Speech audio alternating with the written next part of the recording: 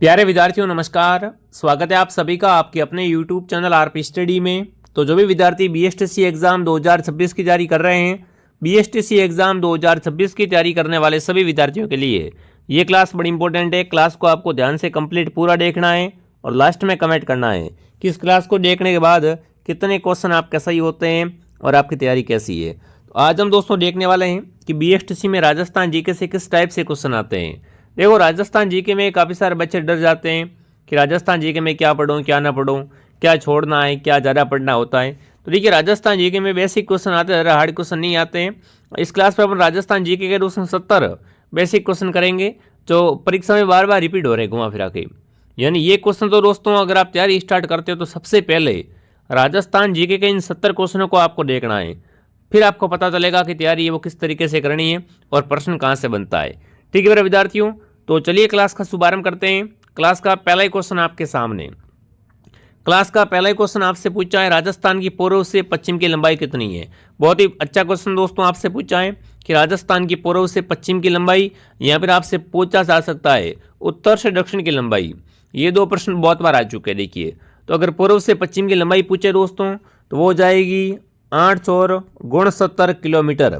वहीं अगर आपसे पूछे उत्तर से दक्षिण की लंबाई तो उत्तर से दक्षिण की लंबाई 826 किलोमीटर। ठीक है, बहुत अच्छा क्वेश्चन है। जो भी विद्यार्थी ऑप्शन ए को सही कर रहा है, यहाँ पर ऑप्शन ए आपका राइट है।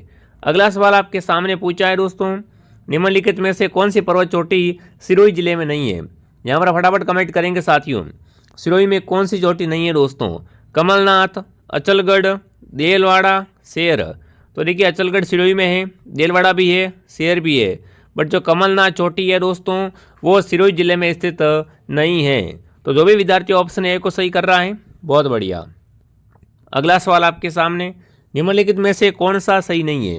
यहाँ पर आपको मिलान की हुई है। देखिए दोस्तों, पाकर पूर्वी सिरोही में, गिरवा उदयपुर बेसिन में, कांठल चंबल बेसिन में, छप्पन की पहाड़ियाँ जालोर और सिवाना में। तो यहाँ पर आपको बताना है कि कौन सा सही यहाँ पर नहीं है दोस्तों। देखिए, बात करें कांठल के बारे में दोस्तों, तो कांठलगढ़ है ना, कांठल, इसका संबंध माही से यहाँ दोस्तों आप प्रतापगढ़ से कह सकते हो। तो यहाँ पर चंबल बेसिन नहीं आएगा। बाकी भाकर कहाँ पर है, सिरोही जिले के ऊबड़ खाबड़ जो दोस्तों पहाड़ होते हैं उन्हें क्या बोलते हैं, भाकर कहते हैं। गिरवा उदयपुर बेसिन में और छप्पन की पहाड़ियाँ हैं वो दोस्तों सिवाना में।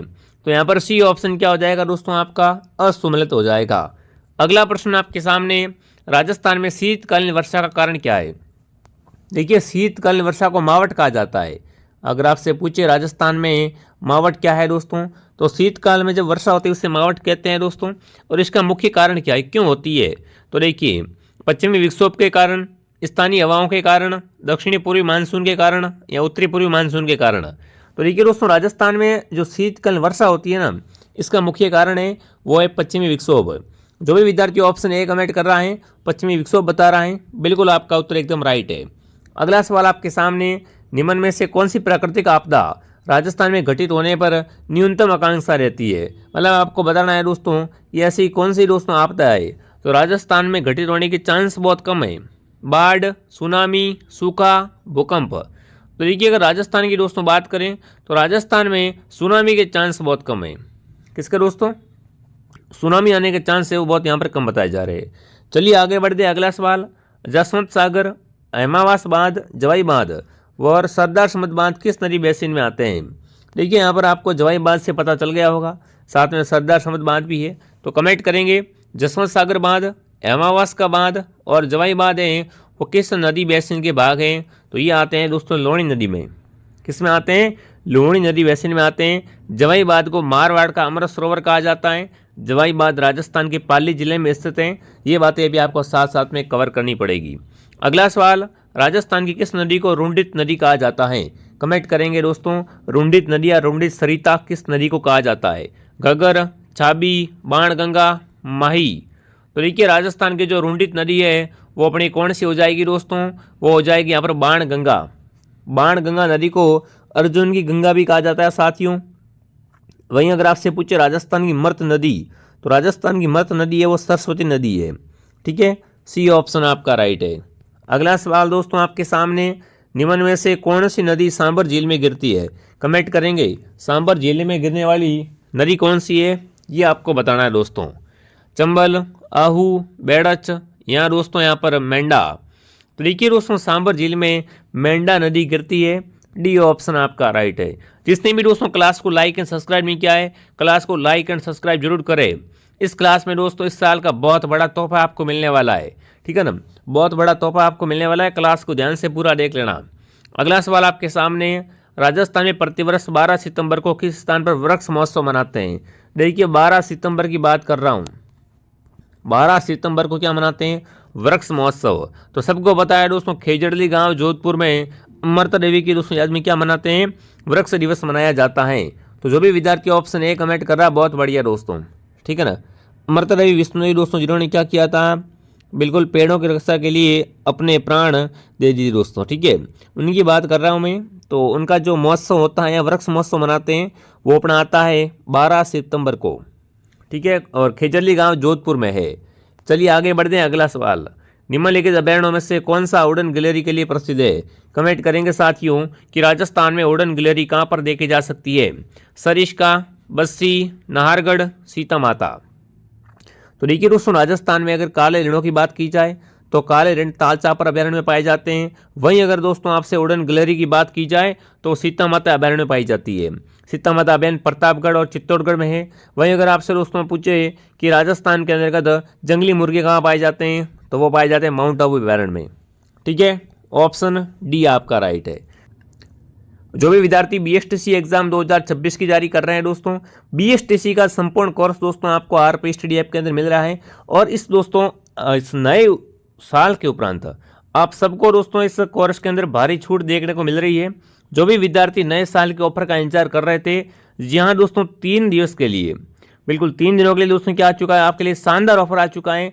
जिस किसी विद्यार्थी ने बीएसटीसी का कोर्स परचेस नहीं किया है, मात्र 555 रुपये में आपको बीएसटीसी का संपूर्ण कोर्स दोस्तों है वो उपलब्ध होने वाला है।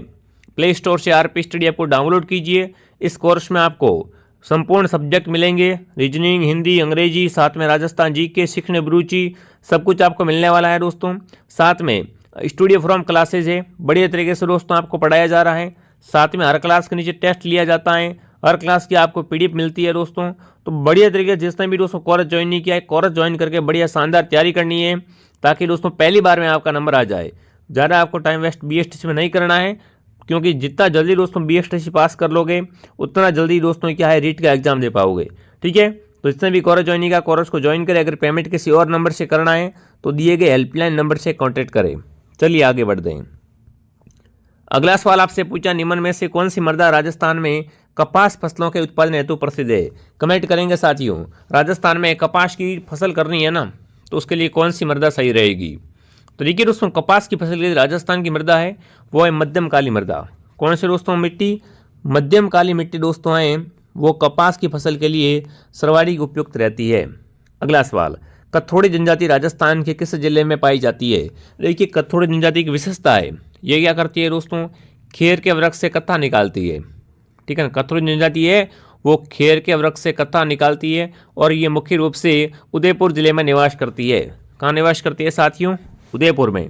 अगला सवाल आपके सामने, 2011 की जनगणना के अनुसार राजस्थान के कौन से जिले से 75 से अधिक साक्षरता है? देखिए राजस्थान के ऐसे दोस्तों कौन कौन से जिले जिनकी साक्षरता 75% से अधिक है? तो देखिए सर्वाधिक साक्षरता वाला जिला कोटा है और सबसे कम साक्षरता वाला जिला जालौर है। तो देखो कोटा तो आ गया इसमें एक ऑप्शन में, और दूसरा आ जाएगा यहाँ पर जयपुर। कोटा और जयपुर की साक्षरता दोस्तों है ना वो 75% से अधिक है। चलिए आगे बढ़ते हैं। अगला सवाल आपके सामने, निम्नलिखित में से पीली क्रांति का संबंध नहीं है, यहाँ पर बताओ पीली क्रांति का संबंध किससे नहीं है? सरसों, तिल, खाद्य तेल, चना।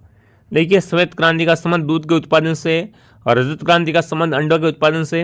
वहीं आपको बताना है पीली क्रांति का संबंध दोस्तों, तो पीली क्रांति का संबंध है वो चनों से नहीं है, सरसों से है, तिल से है और खाद्य तेल से। बट चने का और पीली क्रांति का कोई दोस्तों संबंध है वो आपस में नहीं है। चलिए आगे बढ़ते। अगला सवाल, राजस्थान में टंगस्टन का उत्पादन कहाँ से होता है? देखिए राजस्थान में टंगस्टन की एकमात्र खान जो कि बहुत ही प्रसिद्ध है वो है डेगाना नागौर में। कहाँ पर दोस्तों है? डेगाना नागौर में राजस्थान की टंगस्टन की प्रसिद्ध खान है। बहुत अच्छा क्वेश्चन है, बहुत बार आ चुका है, तो थोड़ा सा आप क्या करें ध्यान रखें, ठीक है। टंगस्टन का उपयोग आपको पता है जब विद्युत बल्ब होता है दोस्तों, जो क्या करता है दोस्तों पीला उजाला करता है। 200 रुपये वाला बल्ब आता है स्प्रिंग वाला, उसके अंदर दोस्तों क्या होता है, वो टंगस्टन वगैरह यूज होता है। ठीक है, जो भी विद्यार्थी सी कमेंट कर रहा है, सी ऑप्शन आपका सही है। अगला सवाल, मालपुरा किसकी नस्ल है? कमेंट करेंगे साथियों, मालपुरा किसकी नस्ल होती है? बहुत अच्छा क्वेश्चन, बेहतरीन क्वेश्चन दोस्तों। गाय की, भेड़ की, बकरी की या भैंस की? तो मालपुरा दोस्तों क्या होती है, एक भेड़ होती है। जो भी विद्यार्थी ऑप्शन नंबर बी को सही कर रहे हैं, बी ऑप्शन आपका राइट है। अगर आपने पशु परिचर की तैयारी की होगी तो आपको पता होगा कि मालपुरा भैंस की, भेड़ की सॉरी, और मुर्रा भैंस की नस्ल होती है, थार पारकर गाय की नस्ल होती है। ठीक है, बहुत बढ़िया। अगला सवाल दोस्तों आपके सामने, राजस्थान के परिवहन विभाग का आदर्श वाक्य क्या है? देखिए, अगर आप कभी बस में दोस्तों रोडवेज बस होती है ना, उसके अंदर आपको बताना है कि उसका आदर्श वाक्य क्या रहता है। तो वो दोस्तों रहेगा चेरेवती चेरेवती। जो भी विद्यार्थी ऑप्शन बी कमेंट कर रहा है, बहुत बढ़िया साथियों। निम्नलिखित में से कौन सा पर्यटन स्थल और जिला सही नहीं है? फूलसागर बूंदी में, पांडुपोल अलवर, किराडू मंदिर झालावाड़, चंद्रमहल जयपुर। तो देखो, फूलसागर तो बूंदी में है, पांडुपोल मंदिर अलवर में है, किराडू मंदिर दोस्तों आपको पता है कहाँ पर है, किराडू के मंदिर बाड़मेर में है प्यारे साथियों। कहाँ पर है? बाड़मेर में दोस्तों। तो जो भी विद्यार्थी ऑप्शन नंबर बी कमेंट कर रहा है, बी ऑप्शन आपका राइट रहेगा। ठीक है, अगला सवाल, राजस्थान में अणु नगरी के नाम से प्रसिद्ध स्थान, राजस्थान का ऐसा कौन सा स्थान जिसे राजस्थान की अणु नगरी कहा जाता है? तो राजस्थान की अणु नगरी है वो बिल्कुल आपका यहाँ पर कौन सा दोस्तों? रावत भाटा। ठीक है, बहुत बढ़िया। अगला सवाल आपके सामने, बड़ली औद्योगिक क्षेत्र की स्थापना निम्नलिखित में से किस जिले में की जाएगी? बड़ली है वो अपने अजमेर के अंतर्गत। ठीक है, बी ऑप्शन आपका राइट है। जिसने भी क्लास को लाइक एंड सब्सक्राइब नहीं किया है दोस्तों, क्लास को लाइक एंड सब्सक्राइब जरूर करें। ठीक है, ताकि आपको ऐसी ऐसी कंटिन्यू क्लासें मिलती रहे। अगला सवाल है, हाथी शब्द का पर्यायवाची नहीं है? कमेंट करेंगे हाथी का पर्यायवाची कौन सा नहीं है दोस्तों? कल शाम को 9 बजे दोस्तों मैं खुद लाइव आऊँगा और आपको लाइव दोस्तों है वो आंसर की करवाई जाएगी। बिल्कुल सारे क्वेश्चन है वो मैं लाइव करवाऊँगा। तो कल शाम को 9 बजे दोस्तों आप लाइव तैयार रहना। ठीक है, हाँ, अब से डेली क्लासेज है वो दोस्तों शाम को 9 बजे लाइव आएगी। और एक क्लास दोस्तों है वो मैं सोच रहा हूँ कि मॉर्निंग में भी ऐड करूँ, क्योंकि एग्जाम नज़दीक आ गया है। तब 3-3 क्लासेज डेली की मैं देना स्टार्ट कर दूंगा। बहुत सारे बच्चों की डिमांड है, तो बिल्कुल आपकी डिमांड को देखते हुए मैं पूरी दोस्तों यहाँ पर क्या है तन मन से आपकी हेल्प करूँगा। ठीक है, अब देखिए, हाथी शब्द का अगर पर्यायवाची पूछे तो कौन सा नहीं है दोस्तों? तो देखिए, नाहर, नाहर है ना, ये हाथी का पर्यायवाची नहीं है। गज हाथी होता है, अस्थि हाथी होता है, कुंजर हाथी होता है। ठीक है, अगला सवाल, आग में घी डाला मुहावरे का अर्थ है? देखिए, अगर कहीं लड़ाई हो रही है, आप बीच में जाते हो, तो आपसे कोई कहता है कि आग में क्यों घी डाल रहा है, सीधी बात है दोस्तों कि आग में घी डालने का मतलब है कि क्रोध को और अधिक भड़काना, है ना। जैसे किसी बच्चे के, छोटे बच्चे होते हैं, ठीक है, तो उसके कोई थप्पड़ मार देता है, पास में जो खड़े होते हैं जिनको क्या करना होता है, जिनको उसको अधिक लड़वाना होता है, वो क्या कहते हैं, अरे थार थाप ठोकी, तुम भी मार इनको, तुम भी मार। वो चीज़ें दोस्तों इससे क्या बोलते हैं, उसी को कहा जाता है आग में घी डालना। ठीक है, ऑप्शन ए आपका राइट है। अगला दोस्तों, अवनी का विलोम शब्द, कमेंट करेंगे दोस्तों।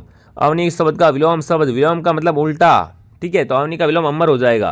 क्या हो जाएगा दोस्तों? अंबर हो जाएगा। इनमें से अलफ विराम कौन सा है? फटाफट कमेंट करेंगे, अलफ विराम चिन्ह है वो कौन सा हो जाएगा? तो अलफ विराम चिन्ह होता है वो दोस्तों इस तरीके से लगता है, ध्यान रखना, यानी ऑप्शन बी आपका राइट है। जो भी विद्यार्थी ऑप्शन बी कमेंट कर रहा है, बहुत बढ़िया। अशुद्ध वाक्य कौन सा है? मुझे 20 रुपये चाहिए, इतनी रात गए आप कहाँ थे, लड़की बहुत ऊंचा बोली, कर पकड़ के इधर आइए। फटाफट कमेंट करेंगे अशुद्ध वाक्य। तो अशुद्ध वाक्य दोस्तों हैं वो हो जाएगा कृपया करके इधर आइए। ये वाक्य यहाँ पर अशुद्ध है दोस्तों। ठीक है, हाँ, तो ऑप्शन डी आपका राइट है। चलिए विद्यार्थियों आगे बढ़े हैं। अशुद्ध वाक्य कौन सा, एक बार फिर से आपसे पूछा दोस्तों। इसके बाद क्या हुआ, मेरे पास केवल एक घड़ी है, तुम सबसे सुंदर हो, मेरा चश्मा तुमसे अच्छा है। बिल्कुल यहाँ पर ऑप्शन डी गलत है कि मेरा चश्मा तुमसे अच्छा नहीं है दोस्तों, मेरा चश्मा तुम्हारे चश्मे से अच्छा आएगा यहाँ पर। ठीक है, तो ऑप्शन क्या रहेगा? D option. अगला सवाल, हाथी शब्द का पर्यायवाची तो हो गया। ठीक है, कुंजर हो गया, अस्थि भी है, गज भी है, बट नार है वो हाथी का पर्यायवाची नहीं है दोस्तों। अगला, अपकर्ष का विलोम क्या हो जाएगा? फटाफट कमेंट करेंगे साथियों। अपकर्ष शब्द का विलोम होता है वो होता है उत्कर्ष। क्या होता है? उत्कर्ष दोस्तों। अगला, तत्सम शब्द है, फटाफट पहचान कीजिए।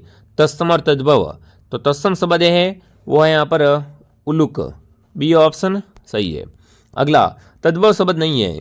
देखिए तद्भव कौन सा नहीं है दोस्तों, यहाँ पर इमली है तद्भव, केला भी है, ऊँट भी है, पर कजल, कजल दोस्तों शब्द है ना, ये यहाँ पर तद्भव शब्द है वो नहीं है दोस्तों। देखिए यहाँ पर थोड़ा सा आपको ध्यान देना है कि जो भी विद्यार्थी बीएसटीसी एग्जाम 2026 की तैयारी कर रहे हैं साथियों, बीएसटीसी के कोर्स में विशेष ऑफर चल रहा है। बीएसटीसी का संपूर्ण कोर्स मात्र और मात्र 555 में आपको मिल रहा है दोस्तों। ये ऑफर मात्र 3 दिन के लिए दोस्तों है। हैप्पी न्यू ईयर आप सभी को, और बिल्कुल आप सबकी बहुत सारी डिमांड, कॉल, मैसेज वगैरह आते हैं, साथ थोड़ा सा क्या करो ऑफर दीजिए। हम कब से ऑफर का इंतजार कर रहे हैं, तो बिल्कुल दोस्तों न्यू ईयर का ऑफर, न्यू ईयर का तोहफा आपके सामने है। जिसने भी कोर्स परचेस नहीं किया उन सबसे कहना चाहता हूँ, इससे शानदार मौका कहीं नहीं मिलेगा आपको, ठीक है। ऐसा मौका कभी दोबारा नहीं मिलने वाला है। ये बिल्कुल बीएसटीसी में लास्ट ऑफर है। जिसने भी ज्वाइन नहीं किया है बिल्कुल बिना चूके इस कोर्स को आप ज्वाइन कीजिए और घर बैठे तैयारी कीजिए। अगर मार्केट से बुक भी लाते हो तो भी दोस्तों 300-400 की आ जाती है, बट मार्केट से बुक लाने के बाद आपको कोई गाइड करने वाला नहीं है, या बुक में कोई दिक्कत आती है पढ़ने में तो उसको सॉल्व कौन करवाएगा। बट हमारा अगर आप कोर्स परचेस करोगे तो उसमें आपकी पूरी हेल्प करेंगे बढ़िया तरीके से, लाइव सेशन, साथ में क्लास की PDF नोट्स, टेस्ट वगैरह सब कुछ सुविधा आपको मिल जाएगी। तो बढ़िया तरीके से सभी विद्यार्थी ज्वाइन कर ले। अगर पेमेंट किसी और से करना है, कोर्स के बारे में कोई जानकारी चाहिए तो नीचे दिए गए हेल्पलाइन नंबर से कॉन्टैक्ट करें, ठीक है मेरे विद्यार्थियों। चलिए आगे बढ़ते हैं। अगला सवाल, अतिवृष्टि का विलोम शब्द क्या है? फटाफट कमेंट करेंगे। अतिवृष्टि का विलोम होता है, वो होता है अनावृष्टि। क्या होता है? अनावृष्टि। अगला सवाल, सूर्य शब्द का पर्यायवाची नहीं है दोस्तों। सूर्य शब्द का पर्यायवाची है करस, बिल्कुल है, दिनकर भी है, जलधि दोस्तों, जलधि है वो सूर्य का पर्यायवाची है, वो नहीं है दोस्तों। अगला सवाल, कर्म कारक चिन्ह है। कर्म कारक चिन्ह दोस्तों को, ने, से, आरे, तो कर्म कारक है वो दोस्तों हो जाएगा को, ठीक है। अगला सवाल दोस्तों है अत्रु। अत्रु, अत्रु शब्द दोस्तों, यहाँ अश्रु शब्द है वो कैसा है? ये है तत्सम शब्द दोस्तों। कैसा शब्द है? तत्सम शब्द है। शब्दों की पहचान करना सीख जाइए। अगला सवाल है आसमान सिर पर उठा लेना, मुहावरे का अर्थ है। देखिए आप कहीं बाहर चले गए या आप किसी क्लास में पढ़ा रहे हो, जैसे आप बाहर चले गए, पीछे बच्चों ने क्या कर दिया दोस्तों? आसमान सिर पे उठा लिया। मतलब बिल्कुल फटाफट कमेंट करेंगे साथियों, आसमान सिर पे उठाना, तो वो दोस्तों क्या हो जाएगा यहाँ पर? बहुत अभिमान करना, या फिर बिल्कुल इस तरीके से। अगर एक और रिलेटिव दोस्तों बनता है मुहावरा कि सर पे उठा लेना, ठीक है, तो बिल्कुल इस तरीके से बहुत सारे क्वेश्चन आते हैं एग्जाम में। पर अगर ऐसा प्रश्न आ जाए आपको कि आसमान सिर पे उठाना, तो आप क्या करना? बहुत अभिमान, ठीक है ना। चलिए आगे बढ़ते हैं। अगला सवाल आपके सामने दोस्तों, आपकी कक्षा में एक बच्चा ध्यान नहीं दे रहा, आप क्या करेंगे? बिल्कुल बहुत अच्छा क्वेश्चन है दोस्तों टीचिंग एप्टीट्यूड का, कि अगर आपकी क्लास में कोई विद्यार्थी है वो ध्यान नहीं दे रहा है, बिल्कुल उसका मन कहीं और भटक रहा है, तो आप क्या करेंगे? दंड, देखो शिक्षण अभिरुचि में दंड तो आपको किसी को देना ही नहीं, क्योंकि सजा देने से क्या है दोस्तों, बच्चा गलती करना भूलेगा नहीं, बिल्कुल उसको थोड़ा समझाना पड़ेगा। सजा दोस्तों है वो भूल जाता है, गलती नहीं, बिल्कुल गलती नहीं भूले, ऐसा कुछ करना चाहिए, उसका ध्यान आकर्षित करना चाहिए, या उसके लिए प्रश्न पूछेंगे अपन यहाँ। तो देखिए सीधी बात है, जब भी बच्चा ध्यान नहीं देता उससे क्या करेंगे? खड़ा करेंगे, उससे सवाल पूछेंगे, तब वो आगे से थोड़ा सा ध्यान रखेगा, आपकी बार और पूछ लेगा सवाल, तो क्या दिक्कत है? तो वही चीज़ें यहाँ पर ऑप्शन क्या हो जाएगा? बी ऑप्शन दोस्तों राइट है, ठीक है। अगला सवाल आपके सामने, निर्देशनकर्ता का लक्ष्य होता है कि वो व्यक्ति का विकास करे। किस तरीके से विकास करे? सूझबूझ का विकास करे, उचित परामर्श प्रदान करे, दुर्बलताओं का समाधान करे, सृजनशीलता का विकास करे। बिल्कुल, तो ये जो विकास होता है क्या होता है दोस्तों? दुर्बलताओं का समाधान होता है। निर्देशनकर्ता हमेशा क्या करता है दोस्तों? दुर्बलताओं का समाधान।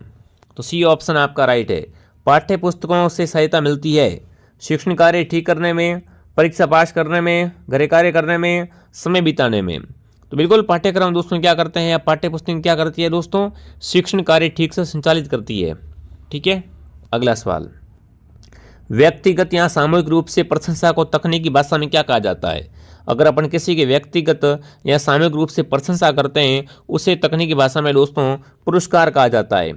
क्या कहते हैं? पुरस्कार दोस्तों।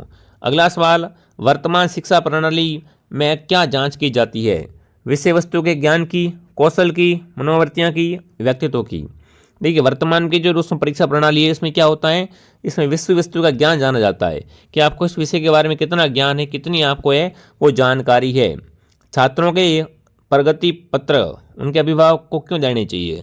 देखिए, जो प्रगति का पत्र होता है वो छात्र के अभिभावक को क्यों देना चाहिए, मतलब अभिभावक को दोस्तों देना, उससे क्या फ़र्क पड़ता है? तो उससे दोस्तों बच्चे की प्रगति की जानकारी देती है कि बच्चा कितना प्रगति कर रहा है, बच्चा पढ़ रहा नहीं पढ़ रहा है। ये बहुत इंपॉर्टेंट चीज़ है। ऑप्शन ए आपका राइट है। अगला सवाल आपके सामने दोस्तों, प्रौढ़ शिक्षा का उद्देश्य है। देखिए, प्रौढ़ शिक्षा का जो उद्देश्य होता है वो होता है राष्ट्र का विकास करना। क्या करना साथियों? राष्ट्र को आगे बढ़ाना। ठीक है। अगला सवाल आपसे पूछा है, शिक्षा में पिछड़े विद्यार्थियों के साथ कैसा व्यवहार करेंगे? उसे उपचारात्मक शिक्षण देंगे, उनके माता पिता को सूचित करेंगे, उसे नीचे की कक्षा में भेजने का सुझाव देंगे, या उसे सुधार करने को कहेंगे? देखिए, जो बच्चे पिछड़े हैं उनको क्या करना है दोस्तों? उनको उपचारात्मक शिक्षा देंगे। जैसे किसी को मैथ में दिक्कत है तो अपन मैथ की एक्स्ट्रा क्लास लगाएंगे, ठीक है ना, वो उस तरीके से हम क्या करेंगे, उनका भी लेवल है वो क्लास में थोड़ा सही करेंगे। तो ऑप्शन ए आपका राइट है। अगला सवाल, मूल्यांकन से शिक्षण किस प्रकार संबंधित होता है? देखिए, मूल्यांकन की दोस्तों अगर बात करें तो अपने एग्जाम में जब बोर्ड परीक्षा होती है उसमें दोस्तों क्या है, 80 नंबर का पेपर आता था और 20 नंबर है वो मूल्यांकन के जाते थे। तो वही चीज़ है यहाँ पर दोस्तों कि मूल्यांकन से शिक्षण किस प्रकार संबंधित होता है, तो इससे कमजोरियाँ और क्षमताएं दोस्तों हैं वो ज्ञात की जाती है। ठीक है ना, ऑप्शन ए आपका राइट है। अगला सवाल आपके सामने दोस्तों, निम्नलिखित में से कौन सी दृश्य श्रव्य सामग्री है जिसे देख भी सकते हैं सुन भी सकते हैं? रेडियो को सुन सकते हैं, देख नहीं सकते हैं। Black board, computer, OPH। तो कंप्यूटर एक ऐसा रोशन साधन है जिसे क्या है, देख भी सकते हैं सुन भी सकते हैं। ठीक है। अगला सवाल, यदि आप एक शिक्षक के रूप में अपने छात्र के लिए योग्य सम्मान की भावना रखते हैं तो आपके विचार की इसकी अनुभूति क्या कारण है? देखिए, यदि आप दोस्तों क्या है एक शिक्षक के रूप में अपने छात्र के योग्य सम्मान की भावना रखते हैं तो आपके विचार में इसकी अनुभूति का कारण है वो क्या रहेगा? तो वो रहेगा कि आपकी प्रभुसत्ता है, आपका मधुर व्यवहार रहेगा यहाँ पर। ठीक है, मधुर व्यवहार की आवश्यकता। जिस तरीके से जैसे आप कहीं टीचर हो और जैसा व्यवहार आप बच्चों के साथ करोगे तो बच्चे भी वैसा ही व्यवहार करेंगे। ठीक है ना, तो यहाँ पर सीधी बात है, ऑप्शन बी आपका राइट है। अगला सवाल, अच्छे अध्यापक किस प्रकार पहचाने जाते हैं? अगर आपको किसी टीचर की पहचान करनी कि अच्छा है या नहीं है तो उसके अध्यापन द्वारा, उसके व्यक्तित्व द्वारा, उसके पहनावे से या उसके व्यवहार से। तो बिल्कुल टीचर हमेशा जब पढ़ाता उसी से पता चलता है कि टीचर किस तरीके से पढ़ाता, उसकी स्किल्स क्या है। ठीक है। कक्षा में अनुशासन ऐसा होना चाहिए जो उन्नत कर सकता है। क्या उन्नत करे दोस्तों? स्व निर्देशन को, शिक्षक के कार्यगत विश्राम को, छात्र स्व निर्देशित रहने के मानसिक रूप से तत्पर रहे, या शिक्षक को कार्यगत विश्राम करे। तो बिल्कुल यहाँ पर सी ऑप्शन आपका क्या रहेगा साथियों, सही हो जाएगा एकदम। ठीक है। जिसने भी क्लास को लाइक एंड सब्सक्राइब नहीं किया, क्लास को लाइक एंड सब्सक्राइब करें साथियों। अध्यापक और सीखने की प्रक्रिया में वाद विवाद कब उपयोगी है? देखिए, अध्यापक और सीखने की प्रक्रिया होती है दोस्तों, इसमें वाद विवाद दोस्तों जब क्या हो, सभी विचारों में समावेशी निर्णय पर पहुंचे। ऑप्शन डी आपका राइट है। अगला सवाल, गणित किस प्रकार का विषय है? बहुत बार प्रश्न आ चुका है कि गणित है वो क्या है दोस्तों, तर्क पर आधारित है। किस पर आधारित है दोस्तों? गणित कठिन नहीं करना है, क्या है, तर्क पर आधारित है दोस्तों। ठीक है। कुछ बच्चे कठिन कर देते हैं तो बिल्कुल अपने रील वाले जो रील है दोस्तों आपका अंदाज उसको दबाना है। यहाँ पर आप एक टीचर के रूप में हो और टीचर को अगर गणित कमज़ोर लग रहा है, कठिन लग रहा है तो क्या बच्चों को पढ़ाएगा? ठीक है। तो जो भी विद्यार्थी ऑप्शन ए कमेंट करा, बहुत बहुत वेरी गुड आप सभी का। ठीक है साथियों, ये आपकी क्लास थी और जिसने भी इस कोर्स का फ़ायदा नहीं उठाया है, बढ़िया ऑफर चल रहा है 3 दिन के लिए। 3 दिन बाद कहोगे तो फिर कुछ भी कम नहीं होगा साथियों, इसलिए फटाफट आप ज्वाइन करें और अगर कोई दिक्कत आ रही तो हेल्पलाइन से कांटेक्ट करें। बाकी बहुत जल्द मैं आपकी दोस्तों 3-4 क्लास लगाने का प्रयास कर रहा हूं। ठीक है। तो चलिए विद्यार्थियों, मैं आपको मिलता हूं नेक्स्ट क्लास में। जय हिंद, जय भारत।